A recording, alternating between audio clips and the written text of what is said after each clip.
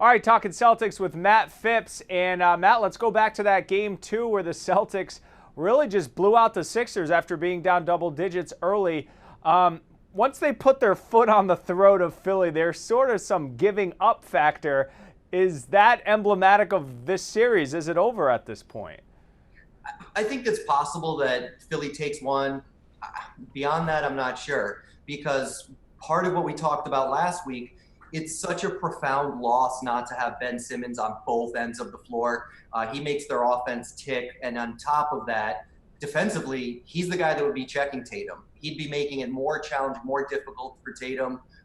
Tatum looks unstoppable anyways. Matisse Thybulle, when he's in there, he's a good defender. Hasn't mattered. But they really missed Simmons, and just the body language was bad on the bench. You saw the bad from Joel Embiid, and even the virtual fans look like they want to throw him.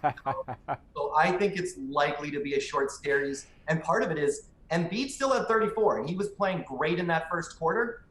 They seem like they can take a big haymaker punch from Embiid, and it won't matter because they can shut the rest of the guys down. And the Sixers simply cannot shut down Tatum, Brown, Kemba, the guys.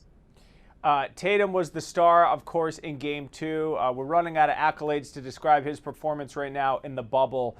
But as the rounds get on and the stakes get higher, do you think he's developing that Kobe, Jordan-esque killer instinct that maybe down the stretch he'll need? Is there a next level for him right now? It feels like it. Yeah, like we were speaking a couple months back, right before the All-Star break, and we saw him ascend into superstar. I'm like, it's happening. Like he's making the leap. Now he's making the leap when everybody's watching the playoffs and each one of the games matter. The possessions at the end of the game matter. His shot making ability is fantastic. He's just looking great. And moving forward, he's such a huge component to their success. They need him to be able to hit big shots. They need him to get to the line at the end of the games. The offense will run through him, especially with and Kemba, cardiac Kemba's likely to get some looks. But this is and by the way, this is where they might miss Hayward a little bit is not having another guy that they can get into at the end of the game like that. We heard from Gordon Hayward earlier in the show. Looks absolutely devastated. He's on his crutches.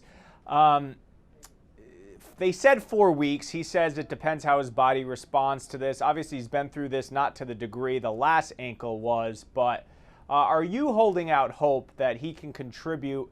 The timing probably says not till the Eastern Conference Finals if they get there. Do you see Gordon Hayward playing another game this year? I don't know. That's the really tricky part. I think because part of it is, do they advance to the conference finals without him? That's the Raptors, who looks like who they will play in the next round. The Raptors are the clearly superior team versus the Nets.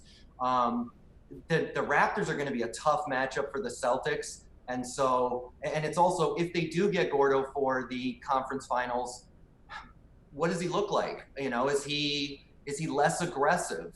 Is he going to the basket?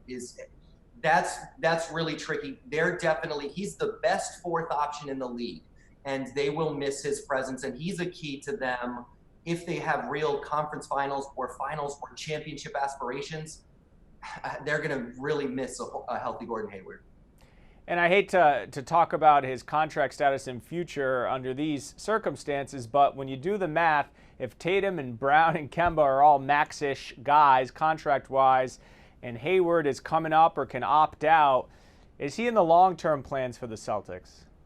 Remains to be seen. They have a tough decision with that, and part of it's a matter of, he's getting to the tail end of his career, dealt with some injuries. Does he want to go maximize money-wise, financially, taking care of his family? What decision does he make, or does he want to stay with? Does he take some type of hometown discount, or not hometown discount, but being in there to be able to play for a championship discount?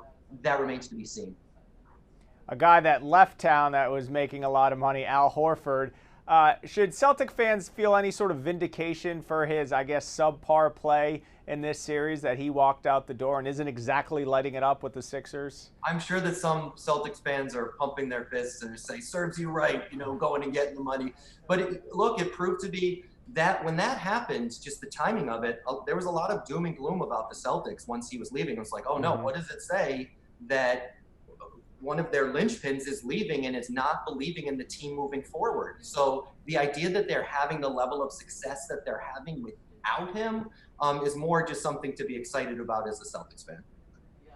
All right, thanks so much, Matt Phipps. We'll be sure to preview what appears to be a Toronto and Boston second round series. Appreciate your time, and we'll talk again soon. In the famous words of Bart Scott, can't wait. Can't wait.